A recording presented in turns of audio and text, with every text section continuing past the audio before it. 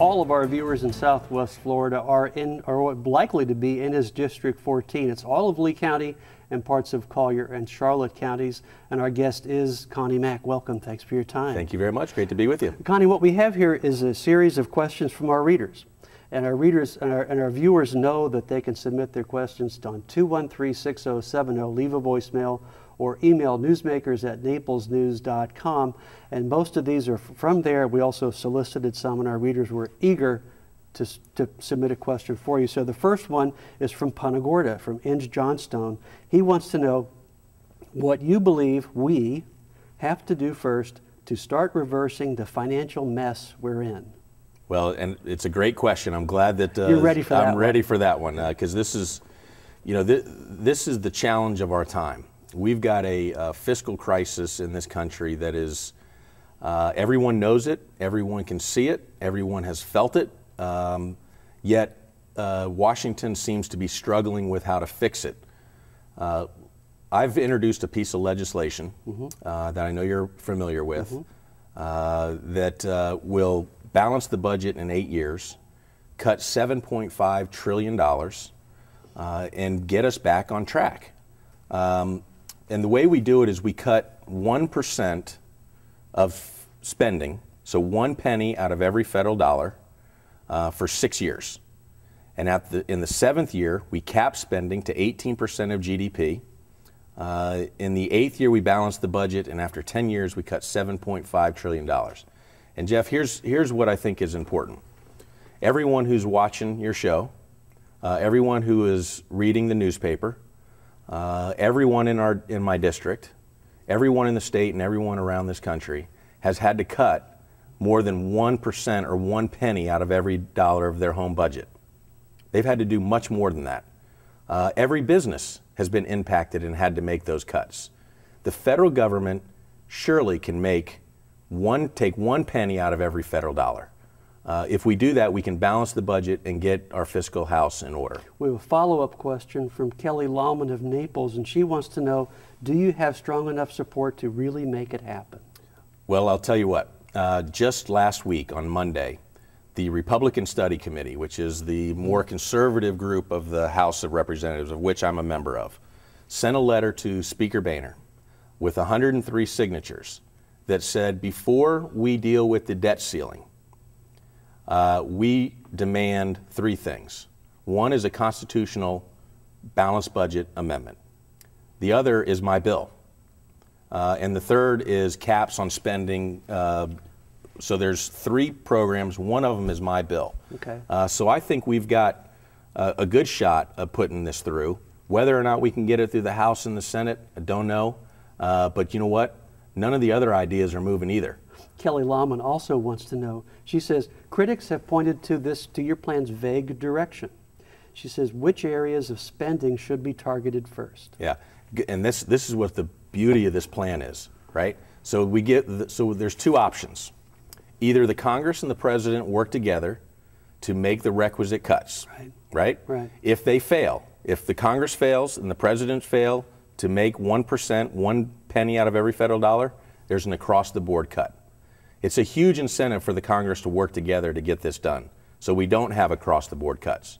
But if they fail, then they'll be across the board. Anthony Cambria sends this little letter to the editor, and it says, every newspaper in this country should get together and on Sunday write headlines that say, where are the jobs, and then write a story about where the jobs are, and then encourage everybody to vote the bums out of office. I think you might be one of the bums. How do you respond to Mr. Cambria? Well, I think he's calling the paper a bum too. I mean, I think that can't be. Okay. Yeah. Vote the bums out of office. The way I read it is the newspapers aren't doing their job because they're not writing these stories. But he wants to see jobs. I got it.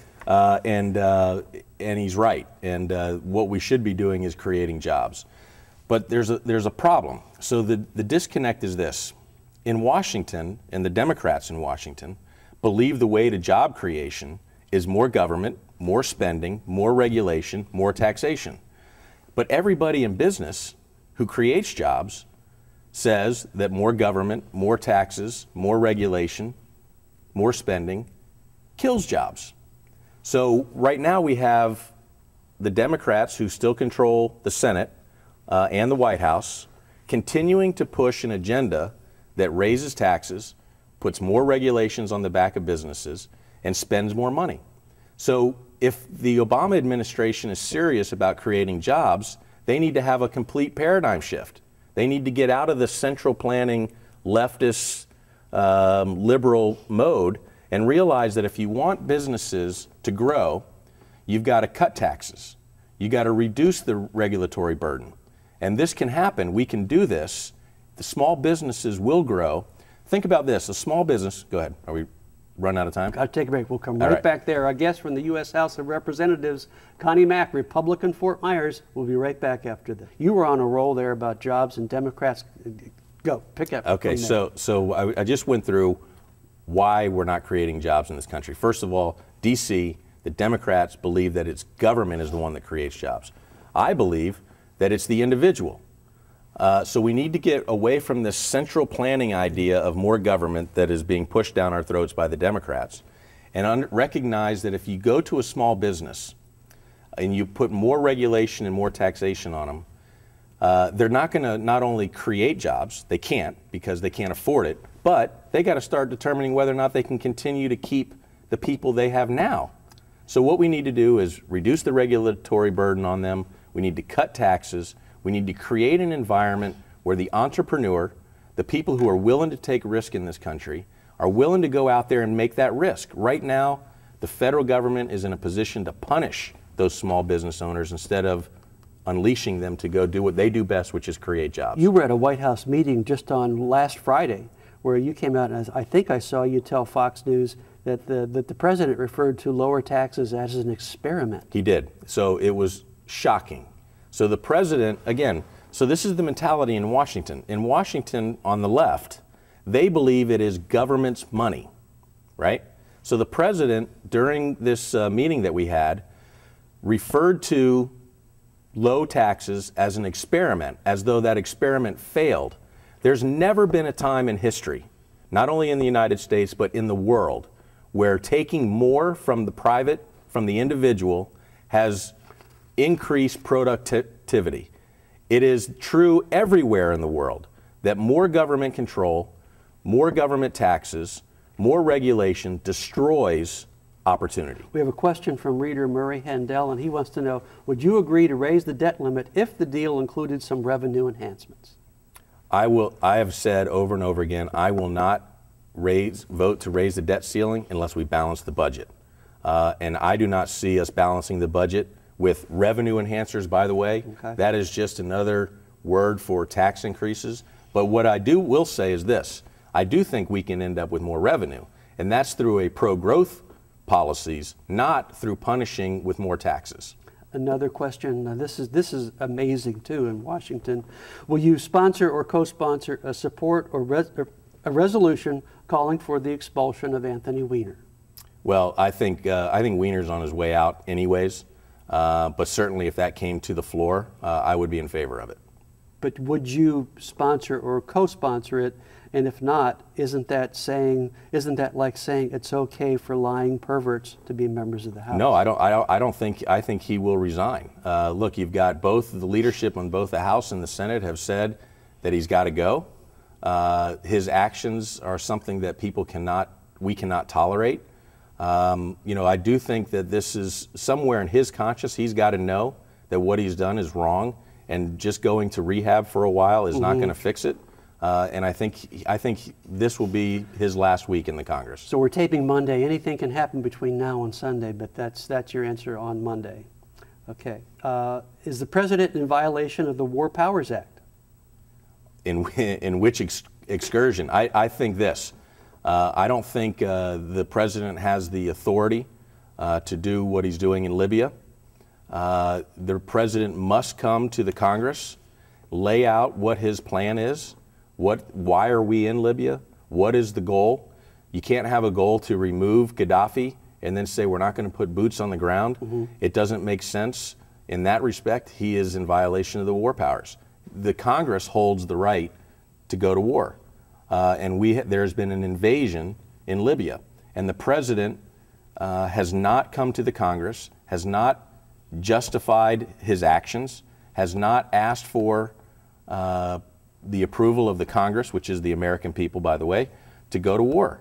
And so it goes back to this failed foreign policy. If you look with this president, he seems to think that he has more power than he has.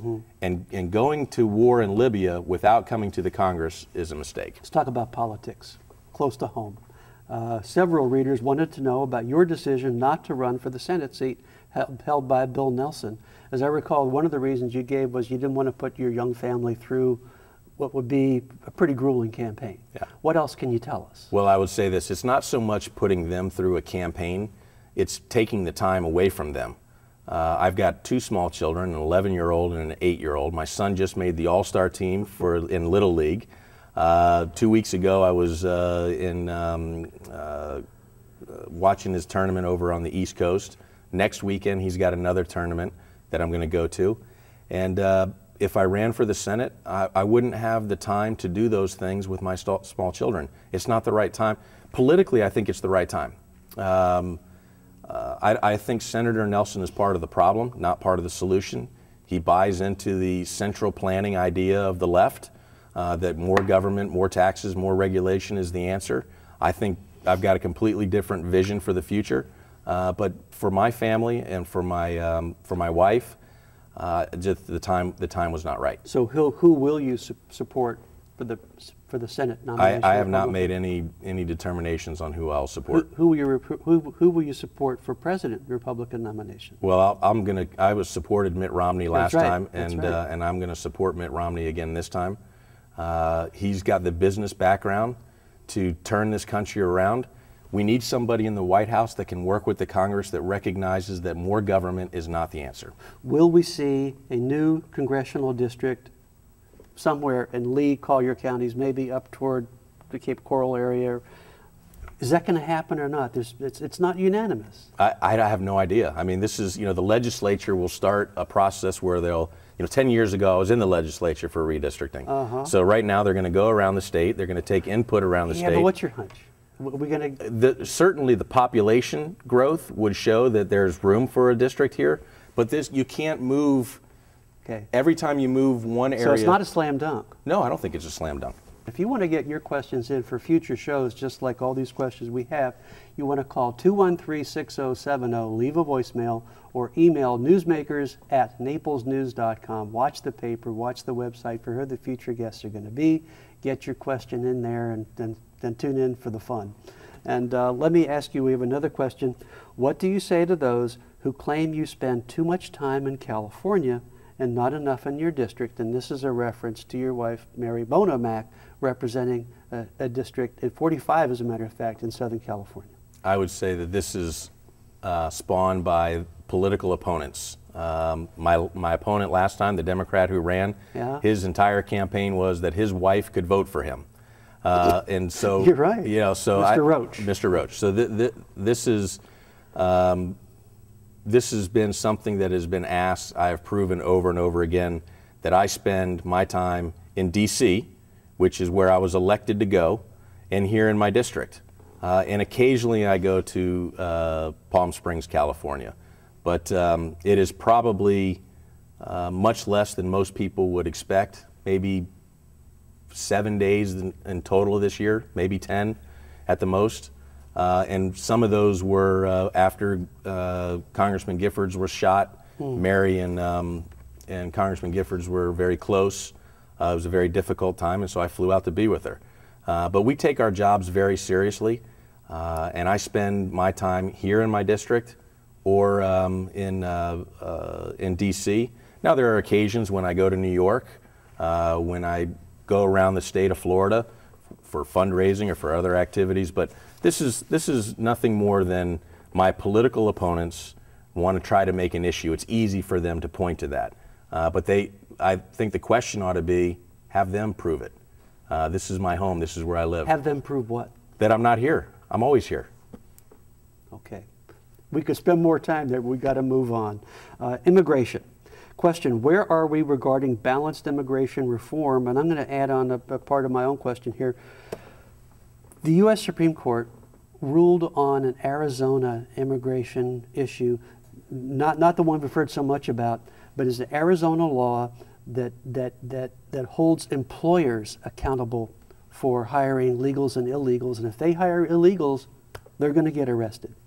So with the U.S. Supreme Court clearing the way on this issue, why isn't the answer more clear? Why don't we just move in that direction?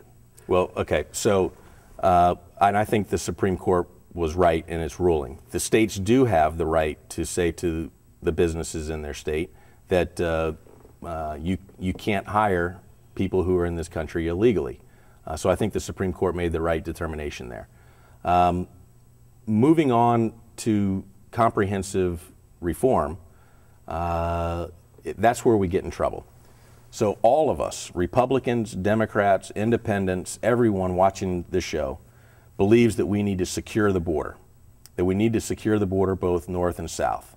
When I was in Mexico not too long ago and had the opportunity to speak with President Calderon, talked to him about the border, and he believes that we need to secure the border. So everyone agrees that we need to secure the border. Why would he agree to that? Well, because he doesn't want money and guns moving south. We don't want drugs, terrorists, and criminals moving north. Can you really secure the border, Connie? Absolutely, you really? can secure the border. Yes, you can. Now, here's the thing. Here's the thing. We need to secure the border.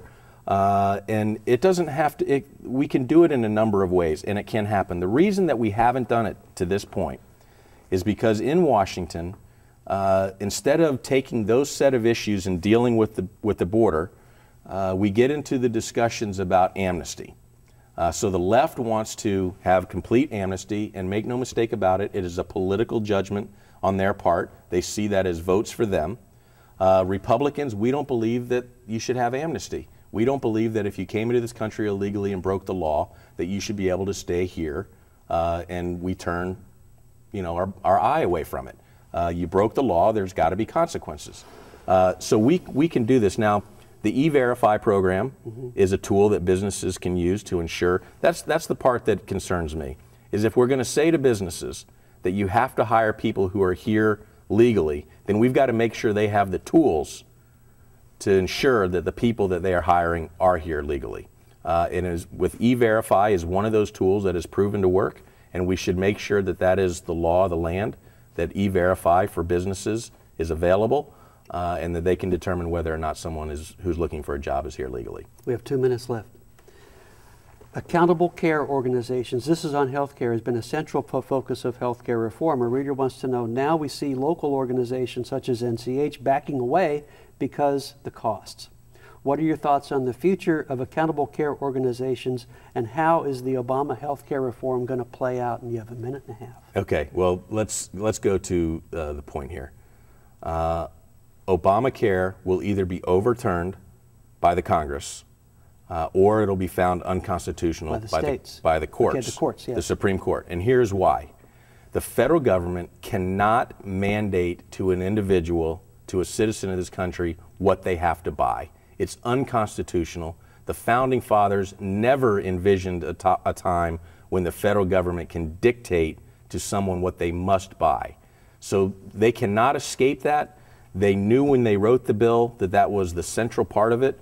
There's no trying to argue that away. Obamacare forces people to buy something even if they don't want to. So it'll be either overturned through the Congress after this next election. I believe that we'll take the Senate back. The president will have the opportunity then to sign a repeal law of Obamacare. If he chooses not to, then if he wins his reelection, he will have that opportunity. If not, in 4 years, a Republican will win and we will overturn Obamacare. But I believe it'll happen in the courts before we get it done in the House and the Senate. That's the last word. Thanks a lot for your time. Thank you. Our guest has been U.S. Representative Connie Mack of Fort Myers.